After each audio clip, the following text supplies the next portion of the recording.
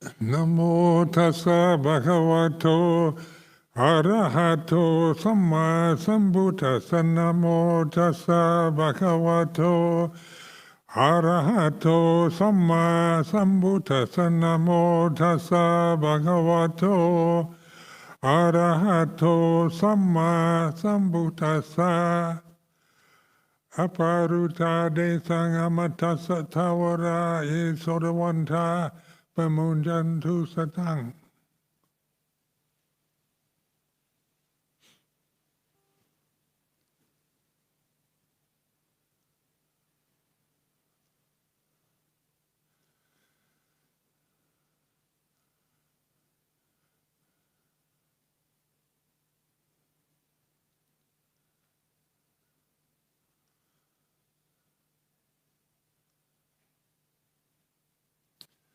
So just admiring the spring day, everything's springing forth with blossoms and leaves after a barren winter. And this afternoon it's opportunity to reflect on Dhamma.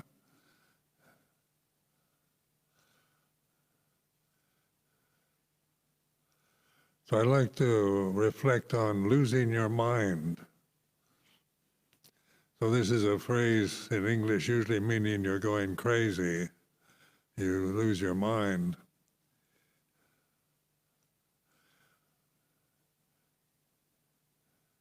And yet in meditation, the whole point is to lose the mind, to let go of it.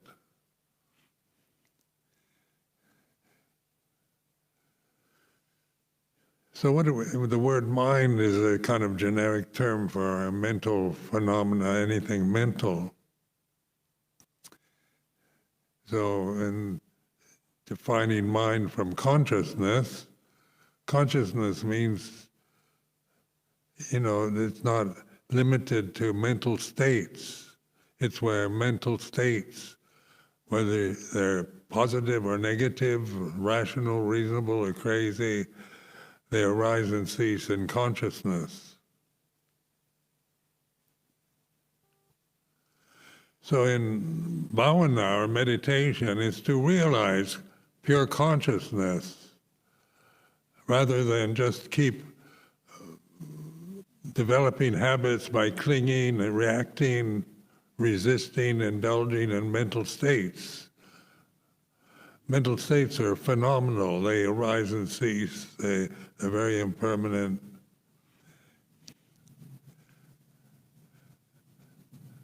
And so one mental state can't know another.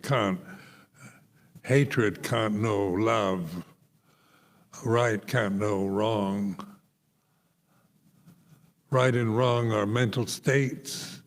Love and hate. Usually how we use the word love is usually defined as liking something a lot.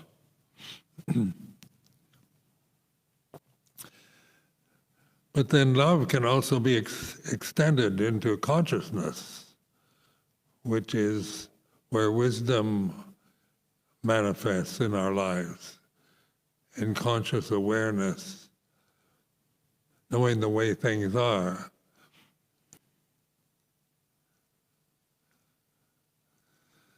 So many words we use are just habit patterns. How to define them, how we are accustomed to using words. Just for example, the word love is used for almost everything.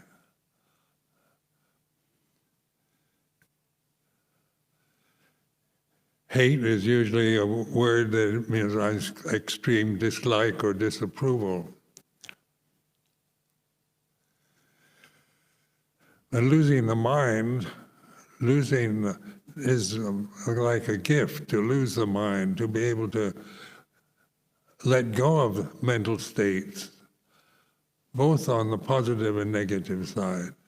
This is where wisdom manifests in our lives as individuals. So wisdom is a word, we can have worldly wisdom, streetwise wisdom, wisdom in worldly conditioning, but wisdom in this sense of panya, the Pali word panya, is not about learning to survive in the world as an individual person, an individual being, but it's understanding the way things are, understanding, knowing the way it is. So knowing the way it is, then in the Bhariyati Dhamma, in the scriptures, Pali scriptures, is very clearly stated all conditions are impermanent. All Dhamma is not personal, is not a separate self. So this is wisdom from scriptural teachings, so we respect that. But do we really understand it? Do we actually apply it to our experience, to the way we live, what we do, what we think, what we say? And so meditation, or bhavana in the Buddhist sense of meditation, is understanding the way it is, understanding all conditions are impermanent. That means everything. Everything you can think of, everything physical, everything we see, hear, smell, taste, touch, feel, think, good or bad, right or wrong, heaven or hell. All languages are conditions. Pali and Sanskrit are conditions. Tibetan and Chinese are conditions. And not to mention English and Thai are all conditions. So when we reflect on the impermanence of phenomena, we're not just repeating the words in a kind of in a chant, but we're actually investigating. Is there something permanent? Are mental states permanent? Are mental states, whatever you think, or emotions, whether they're sensible or nonsense, they are impermanent, like madness is impermanent, depression is impermanent.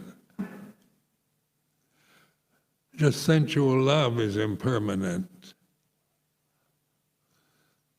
Everything that we can think is impermanent, but what is permanent in the reality of here and now? So I encourage you to investigate what is permanent in the here and now reality that each of us is experiencing at this very moment. So this is a way of investigating reality. So you're not just attached to scriptural teachings, because scriptural teachings are impermanent, but they're pointing to what is permanent. So when you think of yourself as a kind of permanent person, or we think of each other, we think of somebody we knew 20 years ago, and 20 years later we remember them. That memory comes and goes, doesn't it? And is that person the same person that you knew 20 years ago? And of course, in logic and reason, we know they're not. But we can still carry grudges from childhood about being mistreated, abused, into our old age, because we attach to memories of the past. And every time we remember unpleasant experiences, then we have this same reaction of aversion or anger, resentment. So as long as we're bound to these mental states, whether they be positive or negative, it's a form of bondage, of slavery, that we can carry with us throughout our lives without realizing what we're doing.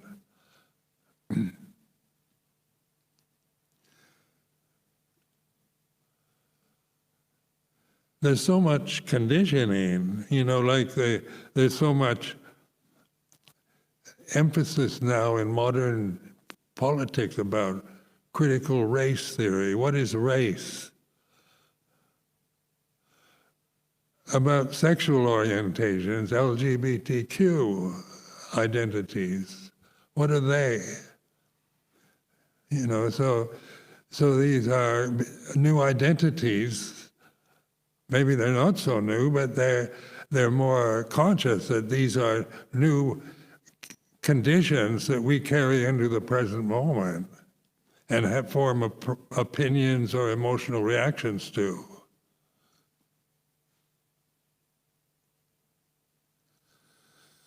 But what is aware of that emotional reaction, whether it's racially prejudiced or biased in various ways, politically biased, religiously biased, gender bias, whatever bias we have, there's an awareness. It's like this. What is aware of the biases that people carry in their minds is their memories, their mental states. And so losing our minds can also be seen as a great gift. It's not that we become like zombies or void of feeling or anything, but we're no longer enslaved to the memories of the past or all our tendencies to project into the future all kinds of problems, crises, horrendous fears that we project in the present moment, and that we can project in the present moment into the possible future.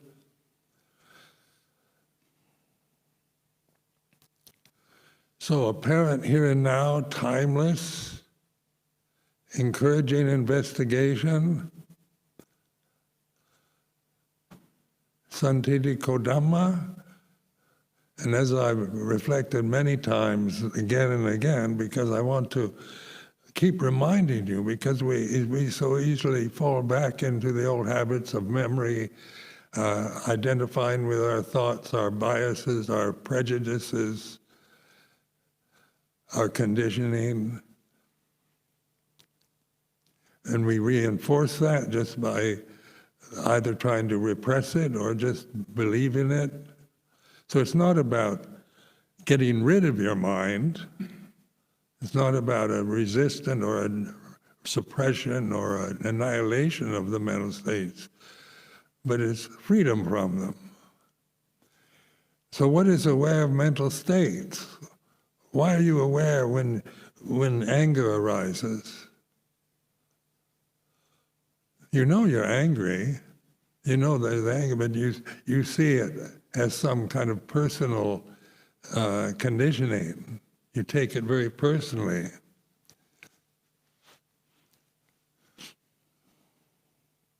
So we have anger problems with fear, anxiety, where we tend to worry about life. We have guilt about things we remember from our past. We have resentments.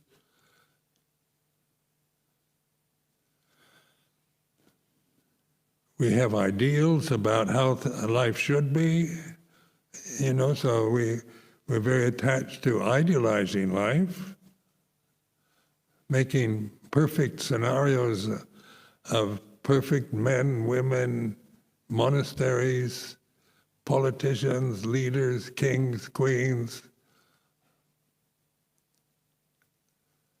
senior monks, senior nuns, how they should be.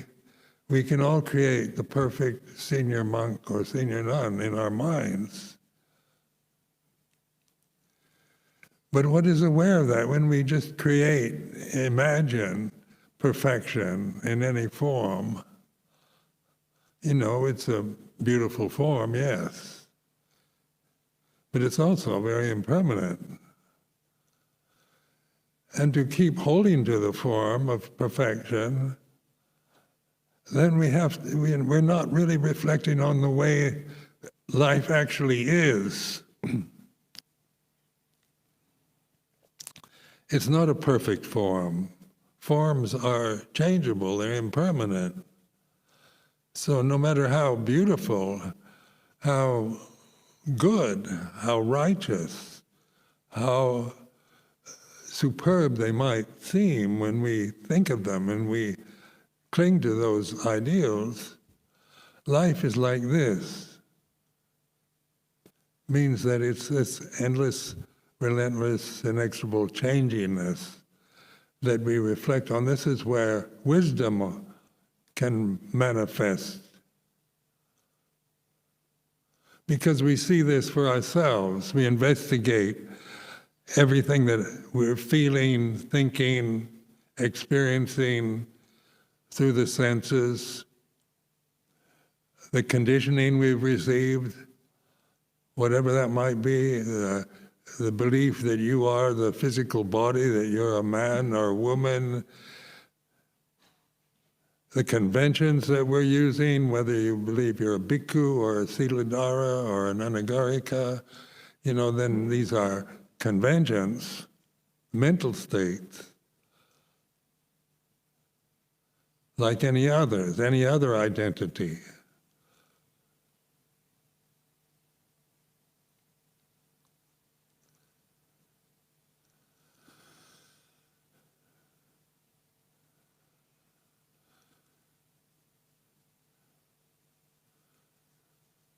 So losing one's mind can be a freedom or liberation.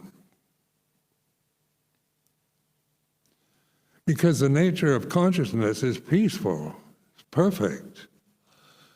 So actually, when you begin to realize, what is perfect, any form, any ideal, is, you can create images of perfection, but that's not what you can see, hear, smell, taste, touch, permanently think or feel, because life is impermanent. These bodies are impermanent. The senses are impermanent. The objects of the senses are impermanent. So in vipassana, in these forms like Four Foundations of Mindfulness, the reflecting on this impermanent with the body, with feelings, with mental states.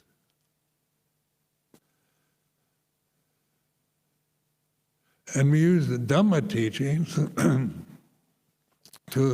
they're kind of guidelines. They're not doctrines of perfection.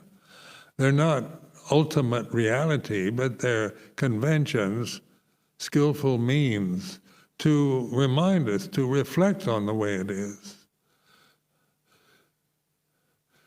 So pure consciousness, when we chant Vinyanang Anidasanang Anantang Sapado Pabang, this is quoting from the suttas, invisible, infinite being everywhere. So you can't find consciousness as an object.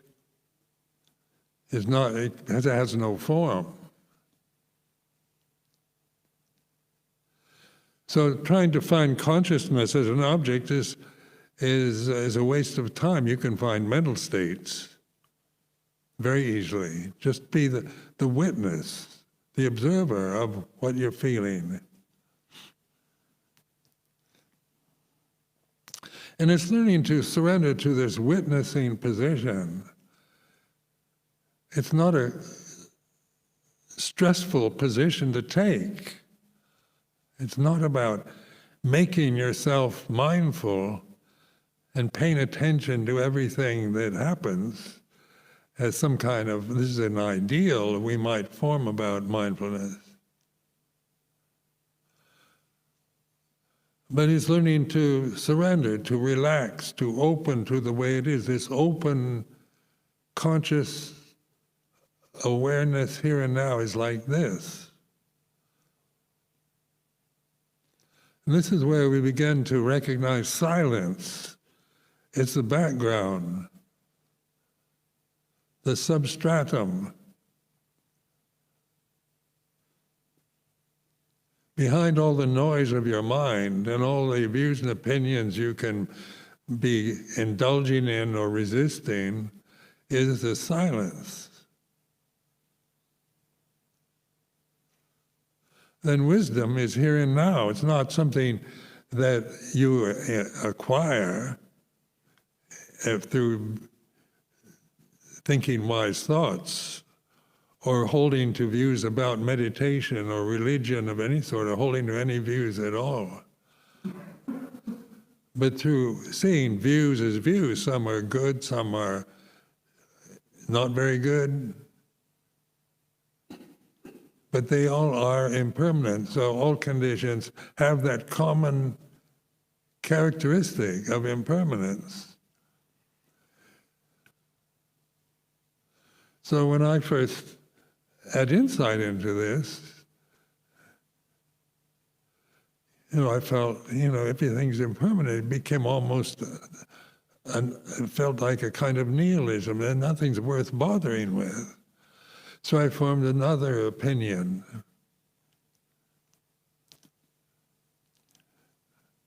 So, then because if the Buddha said everything is impermanent, then Theravada Buddhism is impermanent.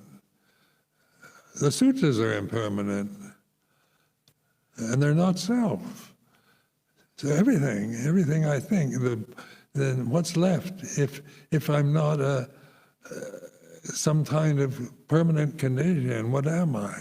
What's left when you've let go of the world, when you've freed yourself from opinions and views, concepts? Is awareness, consciousness, silence. Silence has no language.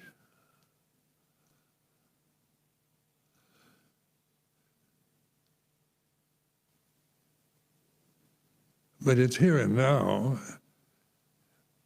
and it's reality. That is the ability to reflect on the moods, the mental states, the prejudices, the biases, the opinions, the concepts that you might still be enslaved to.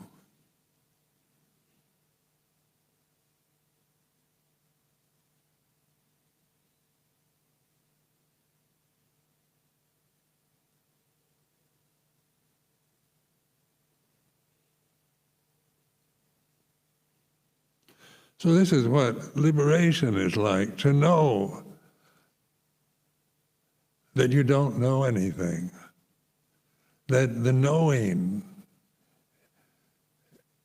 is what we are, just the knowing, not knowing anything, but just the knowing, the conscious, open, conscious unknowingness.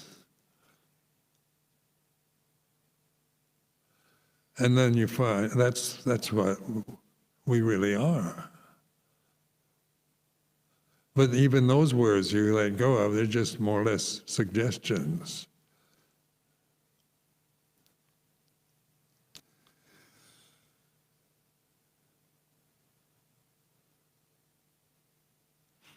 So you can't find open unknowingness just through having the words, consciously reflecting on the words. It's like trying to find yourself or see your own eyes. So it's impossible to find consciousness or to define it with words, because words are themselves impermanent conditions. So it's learning to trust this awareness under all conditions, whether in sickness or in health, whether you're loved or hated, whether life is pleasant or miserable. The open unknowingness is never destroyed by the changing conditions, the impermanent conditions of the eyes, ears, nose, tongue, body, or mental states. So in meditation, like many of you have experienced, as you open up and relax, as you stop trying to control everything and attain samadhi and find peace as some kind of object that you desire, sometimes the mind states won't let us. They'll become obsessed with negative mental states. And so, then we think of meditation as learning to control the mind. So we become obsessed with trying to control the mental states by trying to think positively all the time. But in winter's retreats, there's 3 months of silence.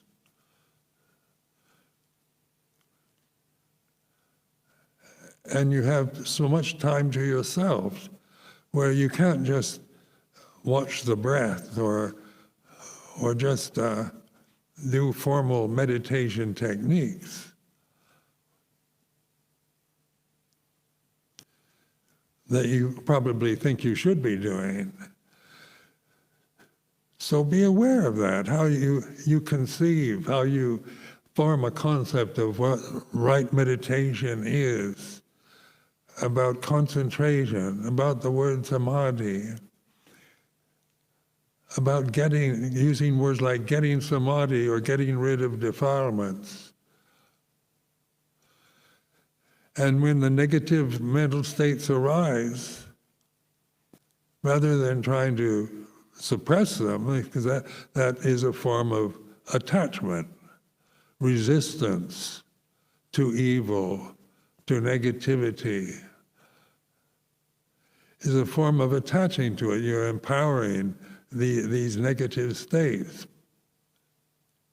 through resisting them because you believe they're yours. You're operating the mental states, unpleasant mental states are your problem. Or you project it out on others.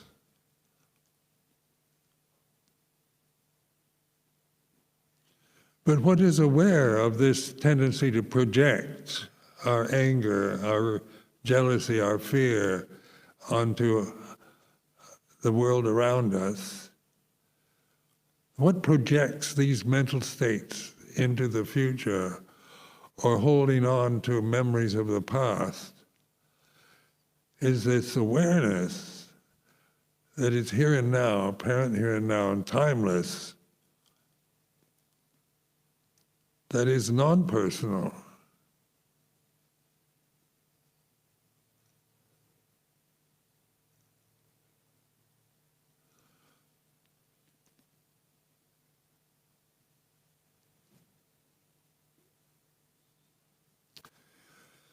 So negative mental state, memories of the past or fear, I've reflected on it so many times. The past, we can live in the past. As you get older, like old people, we tend to remember the past. The other day I telephoned my sister.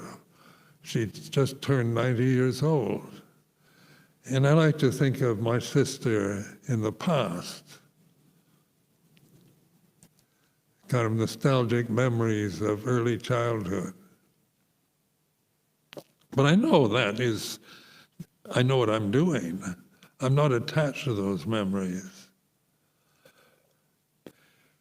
But we can just be attached to memories of the past, whether they be positive memories of childhood pleasure and happiness and innocence, or unpleasant memories. And what is aware of memory is not a memory. A memory can't get any view on memory. A memory is an empty, soulless object of the mind, of the consciousness, that we can be aware of. It is what it is. It can be powerful, it can be foolish, whatever quality you want to give to it, it is impermanent and not self.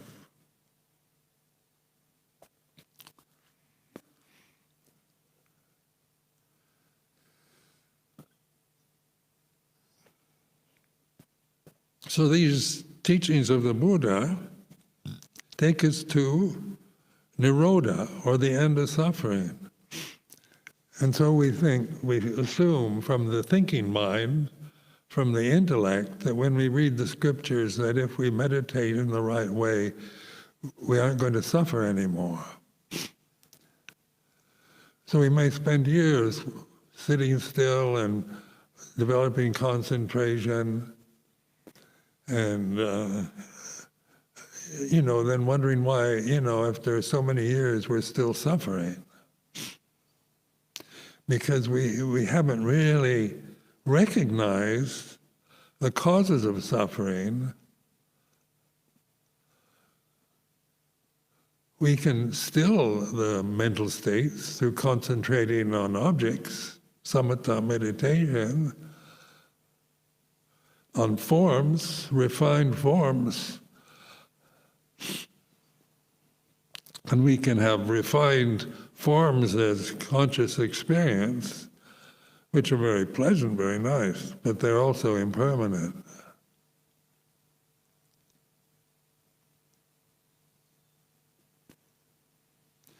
So everything is impermanent. Deva realms, the Brahma realms, are all impermanent. So even paradise is impermanent. So this means absolutely everything that you can think, feel, experience through the senses, imagine, good or bad, right or wrong.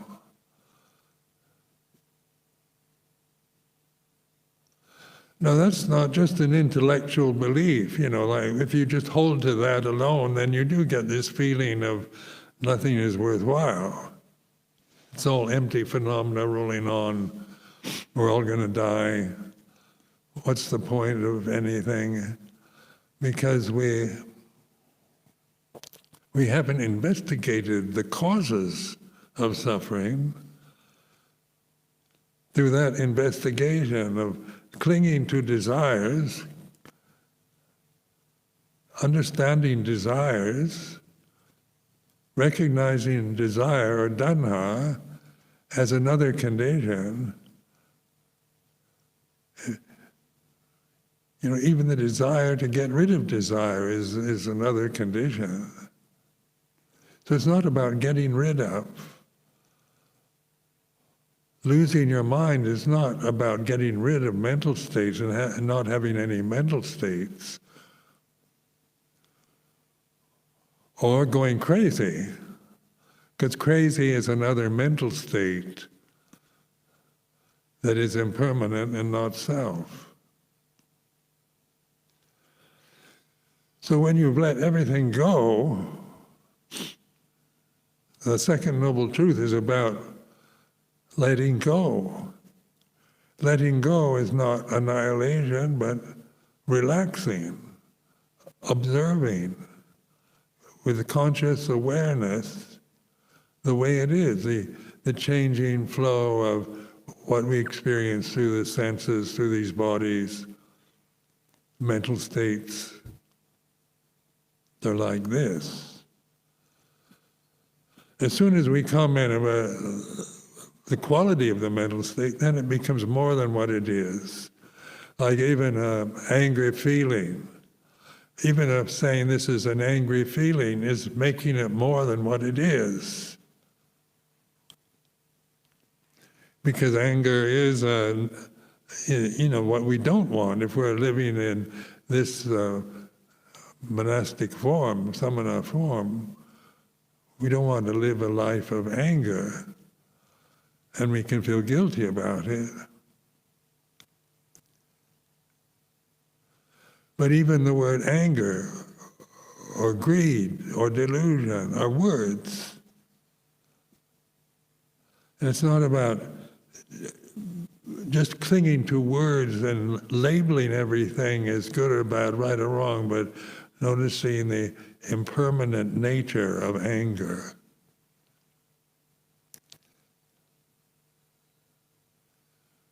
And in that willingness to let go of anger and just observe it, and not claim it as some kind of personal defect, then anger ceases, and that's nirodha in the here and now, paccuppanna dhamma.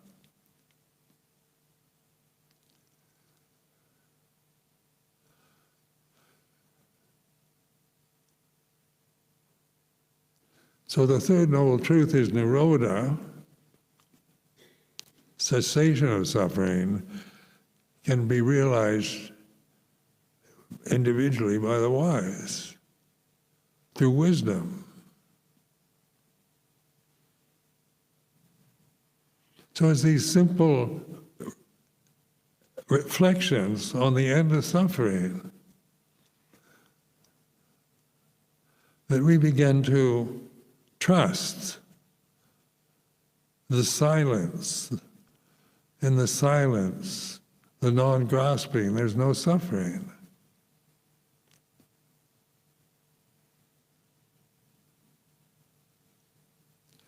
But we still get sick, we still get old, we get diseases, we get pain. The bodies are like this. That's their nature, is pleasure and pain, human form. It's all about sensitivity. So the body is still, after realizing the end of suffering, doesn't mean the body doesn't feel pain, or you don't get sick anymore, or you live in a realm of bliss, kind of a magical realm that you imagine. But it's learning to reflect on the way things are and trust that reflective ability. Conscious awareness is the door to the deathless, the gate to liberation, to freedom from the conditioning that we're experiencing through these forms.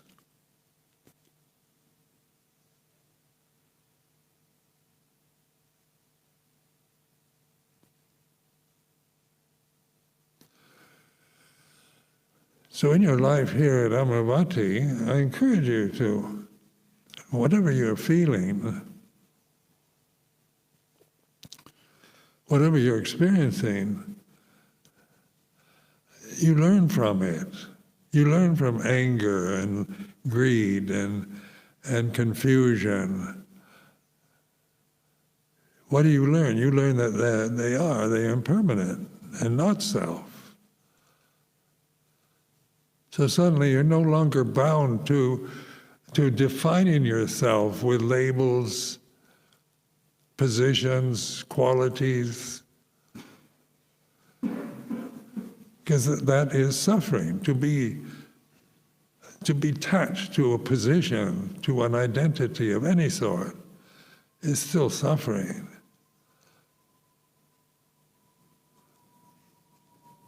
So in worldly life, just by trying to become wealthy and find happiness through the senses, one finds that it's very impermanent.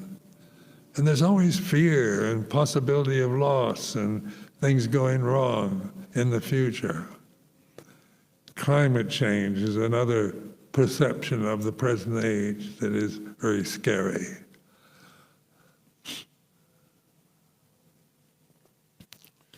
Nuclear war, the threats of nuclear war, weapons of mass destruction, World War III beginning in Europe. These are perceptions we have that are very common at this time here in the UK. But they are perceptions, they're words, they're concepts that if we attach to them blindly, then we suffer because they create a sense of fear and dread about the future.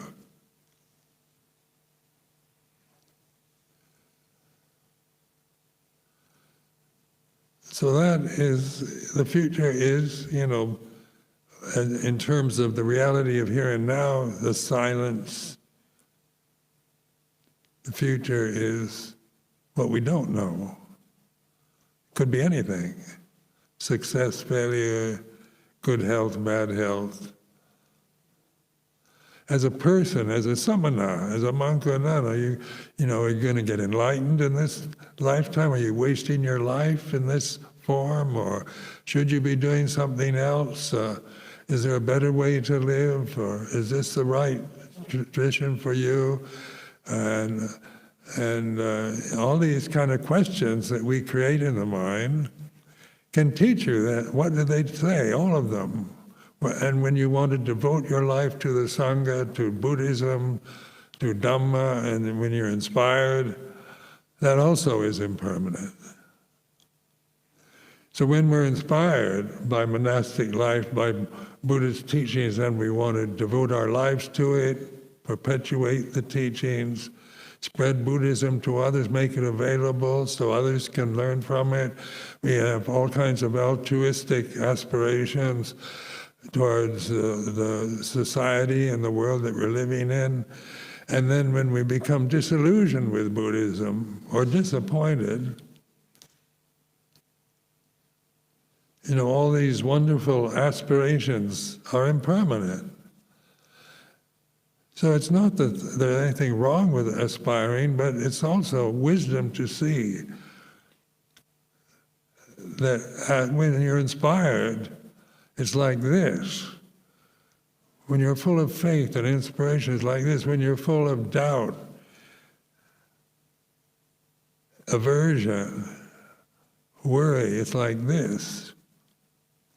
So it's like this is a way of reflecting on the way it is. It's like this.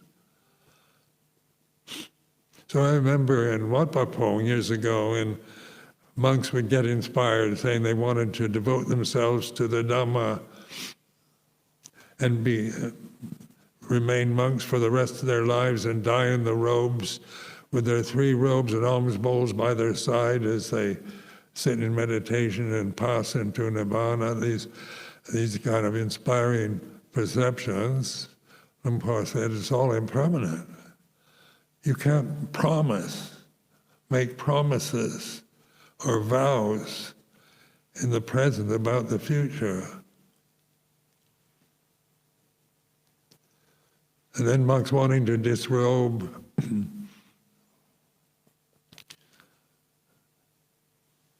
is like this.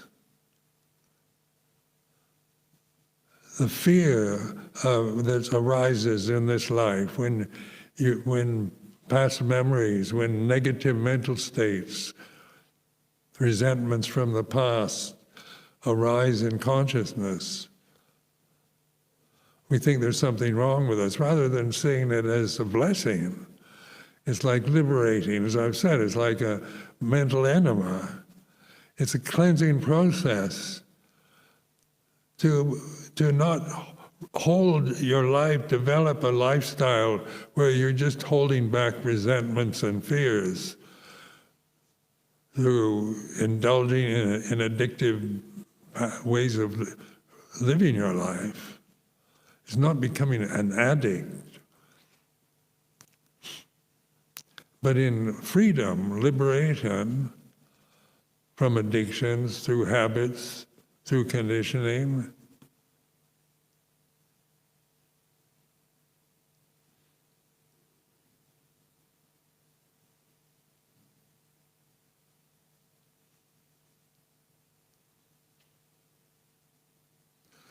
so sometimes people are so convinced their mental states are reality that they tend to hold on to those mental states. They lose that sense of, they have no perspective on what they're doing. They believe totally in delusions that they create in their mind. That's insanity, madness. So the Buddha, out of his infinite compassion, gave us these teachings for us to reflect on whatever vipaka karma or karma from the past arises in the present. Vipaka karma is the memories of the past, habits from the past. Whether it's good karma or bad karma. So if you've in the past been a criminal or whatever, and then you have bad memories, and if you've been a saint in the past, then you have happy memories.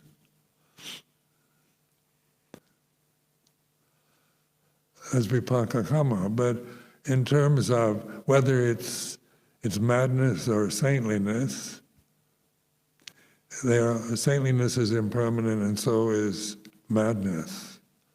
And it's through this awareness of the way it is. Start with just a simple inhalation, exhalation, anapanasati.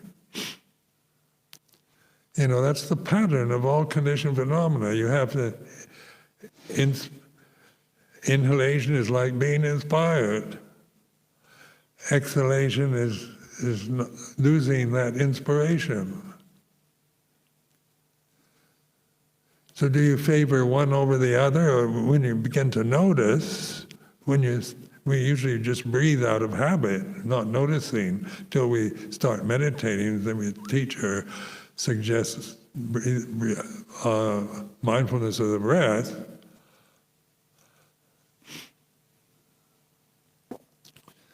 And inhalation is like this, and exhalation is like this.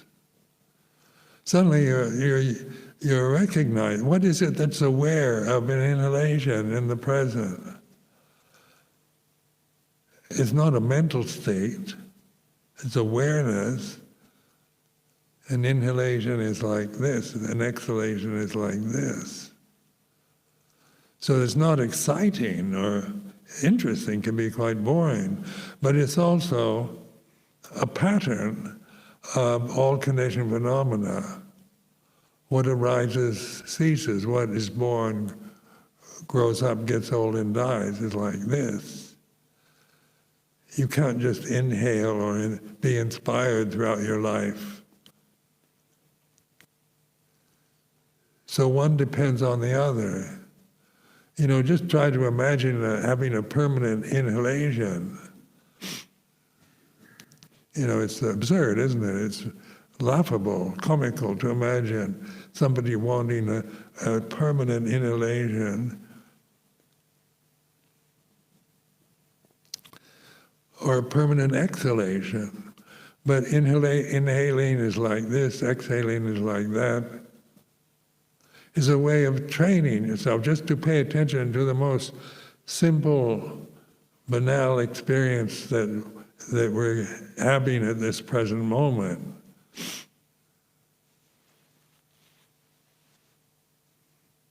Then applying that to everything else, through mental states, through the states of mind, the citta, the changing conditions of love and hate, like and dislike, inspiration, boredom, disillusionment. We all learn from, they're all, teaching us about impermanence and not self. So if you don't have a self, then who are we?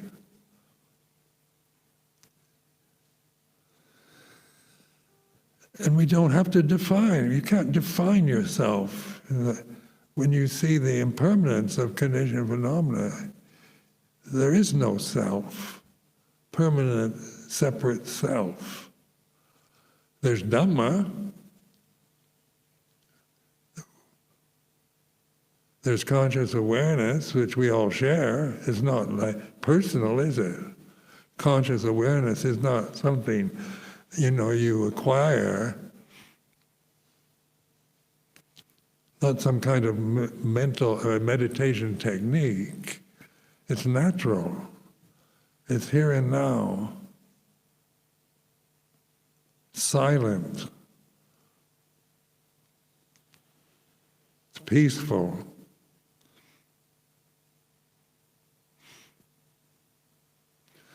So we have a week left of this retreat, winter's retreat. Then we can start projecting into the future all kinds of possibilities. But it's not that we shouldn't do that, but being aware of what we're doing. Like I'm planning to visit, I'll be going to Geneva in a few days, for 10 days. So I'm making plans to fly to Geneva. But I know that those are just conventions, because it could change about what if I get COVID between now and the time to depart, and all kinds of doubts, possibilities for not being able to go on this journey to Switzerland is like this.